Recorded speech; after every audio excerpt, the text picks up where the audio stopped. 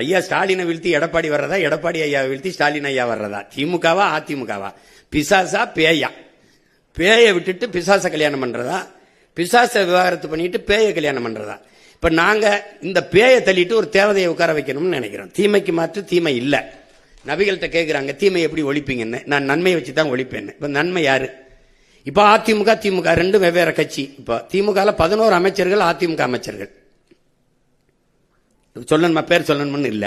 இப்ப கூட புதுசு புதுசா கொஞ்சம் பேர் போய் சேர்ந்து இப்ப அடுத்த அமைச்சரவை வந்தா அதுலயும் அவங்க. அப்ப ரெண்டு வெவ்வேறு கட்சின்னு எப்படி சொல்றீங்க? கொடியில வண்ணம் மாறும், கொள்கையில என்ன மாதிரி இருக்கா? இங்கேயும் டாஸ்மார்க் இருக்கும், இங்கேயும் இருக்கும். இங்கேயும் ஊழல் அஞ்சிருக்கும், ஊழல் அஞ்சிருக்கும். இங்கேயும் மலையை வெட்டுவாங்க, மணல் அள்ளுவாங்க. எல்லாம் அதேதான் தொடரும். அப்போ ஆள் மாறும், ஆட்சி மாறும், ஆட்சி முறை மாறாது. அப்ப ரெண்டும் ஒரே கட்சி தான். இங்க வந்து சேரும்போது தாய் கழகத்துக்கு வந்துட்டோம், அப்புறம் அங்க போனா நாங்க சேய் கழகத்துக்கு போயிட்டோம். இப்ப தாயை போல தானே பிள்ளை இருக்கும்.